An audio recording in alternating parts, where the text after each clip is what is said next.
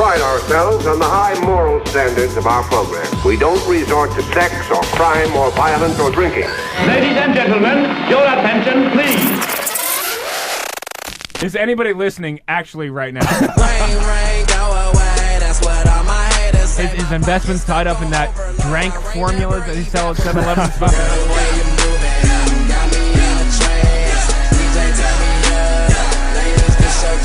It's purple drank. He was really good looking in high school. Right, exactly. This is The CNO Show. now. All right, welcoming to the CNO Show right now. Her new she's got a guest star appearance on Scruff My Dad Says, Thursday, January 27th. That's tomorrow night at 8:30 p.m. Miss Tila Tequila. Miss Tila, how are you? Hi, guys. Scruff. It's actually Bleep, my dad. Or Right. blank. Right, I wasn't exactly sure what the protocol was on that. I'm sorry about that. Some more coffee this morning. Yeah, seriously. Tell us about your role on that show and what it's like to work with William Shatner, the man. The role is really funny. I couldn't even stop laughing, but I'm trying to be professional here because we have this whole cast and directors and on some days all these big wigs would come out just to watch us, and it's hard not to laugh because the cast is really funny, and William, he's very unpredictable. Right. He always talked to me, and one day he talked about like serious issues and how he was really fascinated with the Vietnam War and all this stuff, and other days he'll just talk about random things, and but he was really nice. He was really nice to me. Did you ask? Really funny. Did you ask Shatner if he could hook you with a sick hotel and flight package deal from Priceline?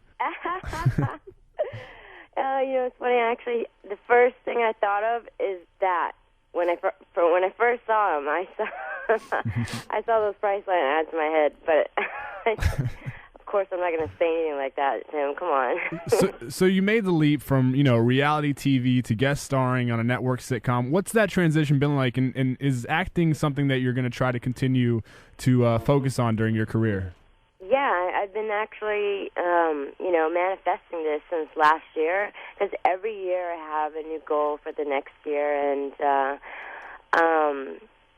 for this year I wanted to get into acting, and not just for the sake of it or for career-wise, but just because I really love acting, and I just like to do one thing at a time. Some people do like a million things at once. Yep. It's like sing, dance, do music, everything all at once. Like sometimes I just like to focus on one big thing at one time. So right now I'm into acting, and then right away it manifested, and I got this role, and then ever since I got that role, I started getting more calls for more stuff, and yesterday I finished filming this amazing piece with this really big A-list actress. I wish I could tell you guys who she is. But we won't tell anybody. You can tell us. It's fine. But I really wish, but I guess, just the same as every show or whatever, they like to keep it, kind of a surprise, because this is it's not a TV show, but it's such a big, she's such a big A-list actress that I think that they're trying to really keep it quiet, because once it comes out, everybody's going to be pretty shocked about it, and I think that's why they put us together. All right, cough once or twice, Hillary Swank. Wait, which one's yes, which one's no? Blink once or twice. All right, Tila, from reading about you and your past a little bit, it seems as though you've had a chaotic adolescence, put yourself in a couple of dangerous spots, some out of your control, some were your control.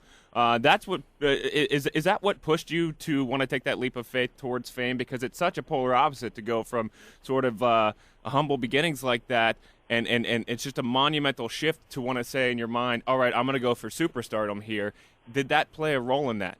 Yeah, there's, growing up, it was a really just, things were just getting so bad, all my friends were getting shot and, things like that. And I had a moment in my life where I I just thought to myself, this cannot be what life is about. Right. You know, and at that time I hadn't even gone anywhere. I was just living in Texas, and I was like, this can't be happening everywhere else in the world. Could it? Because I would just ask myself these questions and have these dreams, and while my friends were out like doing bad things, I'd be in my head, wishing that I would be able to sing or be famous, but things like that you don't talk about when you're growing up in the hood. Right. It's like a joke to them, and then you lose all your credibility. Yeah. All your street cred.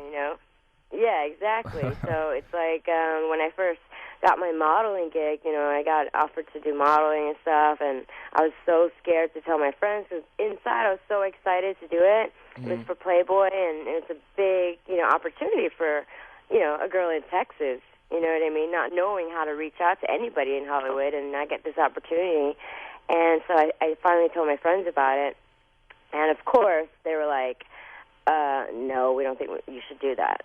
Like, are you crazy? What jerks. And then I finally told everybody, I'm like, okay, guys, listen, I'm going to move to Hollywood, and I'm going to be famous, and that's that. And whatever, so everybody just made fun of me. They just started calling me Miss Hollywood, like, "What's up, Miss Hollywood?" Or like, "What's up, Hollywood?" Do you still go back home? Like, just being sarcastic about it. Do you still go back home and is it a big thing when you go back home now? Oh gosh, yeah. When it first happened, it's like, and when I first went home, everybody was like, really shocked. They were like, "Oh my God, you really did it! You did it!" I was like, I told you I would. Again, Tila is guest starring in CBS's show Blank My Dad Says, Thursday, January 27th at 8:30 p.m. Eastern. Tila, I know you got to go. I'm just going to ask you one or two more questions. You've been in the limelight for a little while now. I remember, being in high school and just staring at your MySpace pictures for about 2 hours every night before I went to bed. That's a little creepy. What would you say are some of the best things and some of the worst things since becoming famous? The best things is that I'm able to express myself through art and do fun things like acting, singing, and doing whatever I want, and sharing that with the whole world. The bad thing about it is that sometimes the media can twist things around and exploit you in really bad ways, or when you're feeling down about stuff, it's they're not a shoulder to cry on. Trust me. Right, exactly. They'll exploit that. So that's the bad thing about fame, but there are good things about it as well. You're of Vietnamese descent, right, Tila? Yes. Yeah, I'm a big Vietnamese female fan. I mean, that's just like I've dated a lot of Vietnamese. Can I got all right, look, tell me if you know what this means. Do you speak the language fluently? Yes, I do. All right, here's what I had to say to you. Tila Tequila. Did I say that right? Oh, that's so cute. Did you understand that? Did I say that right? Did I say it right? She said something back to you. Yes. Oh yeah, no. I only know like. Oh wow, this is unbelievable. I'm gonna go home. The greatest day in his life. Yeah, thank you so much for that moment. I got one last question for you, and thank you very much. That literally made my entire world. You've been around the entertainment industry for a little while now. And as you said, the media is not a shoulder to cry on. So many of these relationships, they seem so perfect. They blow up with titanic proportions in front of the media. Do you think that the public nature of these relationships is what leads to their downfall? And, did that play a factor in your breakup with Sean? Yeah, definitely. The media, that's why you see a lot of, celebrities, well, most of them, well, a lot of them, yeah. They try to keep their relationship. That's why I always hear about them hiding from the press. Or when, there's rumors out, they're like, no, we're just friends. Or you see them flying here and there, trying to meet in the back doorway or go to the alley, leaving different cars.